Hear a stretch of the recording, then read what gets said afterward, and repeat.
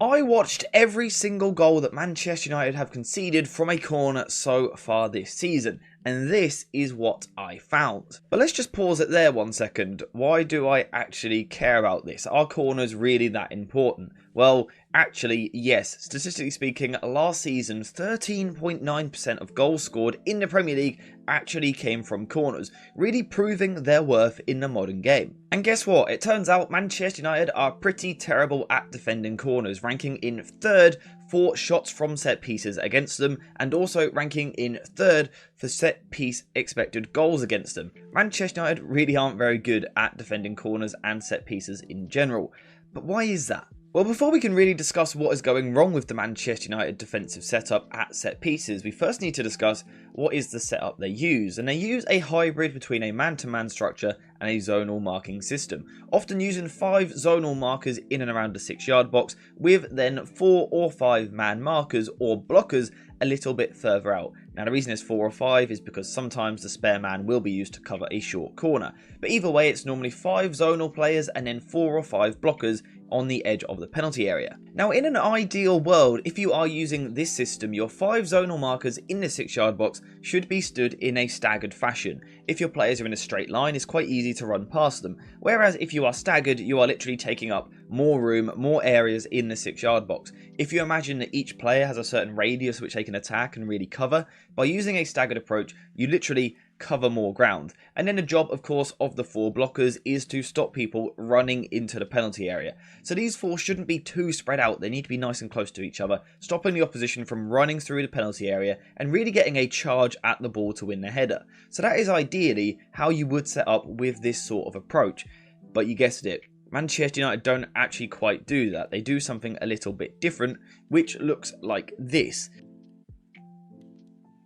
Now, the difference here may not immediately be obvious, but I will cover that in 1 second. But you can see in both of these 2 shots here, both this one and this one, that the structure which United use is a little bit different to the staggered approach. So what is the main difference? The main difference with the actual zonal marking system itself is that the United players are not staggered. The first 2 are staggered, however we then see 2 players in line with each other on the edge of the 6-yard box. And of course, again, if we take into consideration the zones or the areas which these players can cover, Manchester United physically cover less ground with their zonal players. Because they aren't staggered, because they're in more of a straight line, certain players, it means that they simply don't cover as much ground in the 6-yard box, which of course from a defensive point of view is an issue. The bigger gaps you leave in your box is going to lead to more goals for the opposition, really. The other issue that United have at these situations is that the blockers and the man markers simply aren't doing a great job of their job. Someone like Kobbie Mainoo, for example, being a blocker on the edge of the penalty area, he simply isn't the biggest guy in the world, and when there's a big centre-back rushing through him,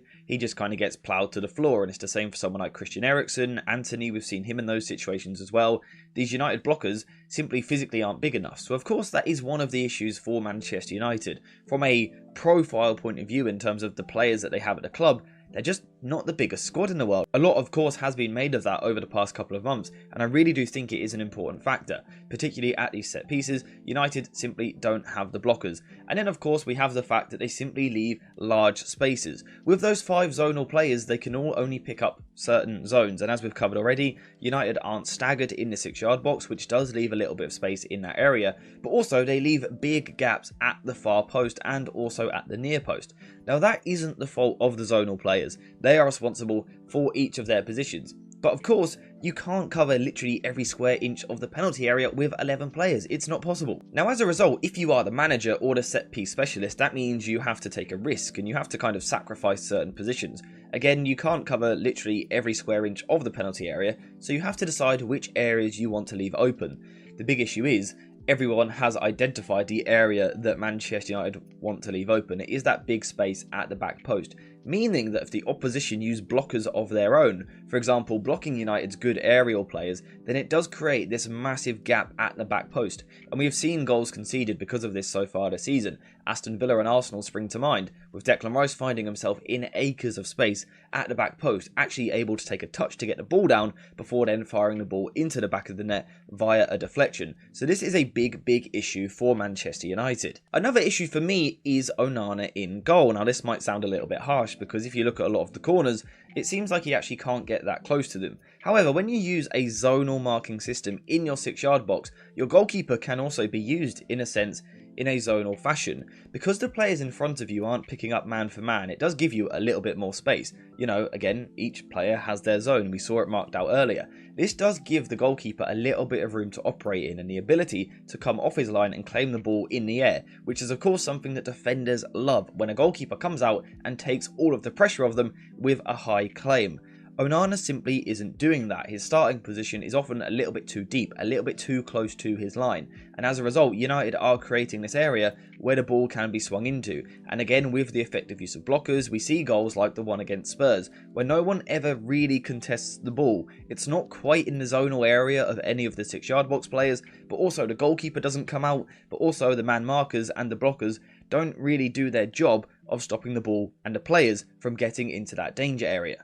As a result, United are conceding a lot of shots, a lot of chances, but more importantly, a lot of goals from set pieces, and that simply has to change. Like I said right at the start of the video, set pieces are one of the most important things in modern football. In a game where it is tighter than ever, teams are better at defending than they have ever been and are more tactically instructed. Football is becoming a tighter game. That ability to score a goal from a set piece, which is literally, you know, an unchallenged ball into the penalty area. You've got to be able to do better on those situations, both up the other end, scoring goals, but importantly, defensively, you have to keep the ball out of the back of the net. Manchester United simply don't do that. And I guess now it's over to Erik Ramsey and Erik Ten Hag to try and address this issue. Manchester United simply have to get better at defending these corners. And that ultimately is what I found from watching every single corner goal that Manchester United have conceded this season. But let me know what you think in the comments down below. Do you think I've highlighted the real weaknesses, or do you think it is something else? Is it the fact that the zonal structure isn't quite right, or is it simply that Manchester United don't have big enough players? Do you want more from the goalkeeper, or should he be stuck on his line? Let me know what you think in the comments down below. But apart from that, we are finished for today, so thank you guys for watching. Hope you have enjoyed it, and as always, I'll see you in the next one.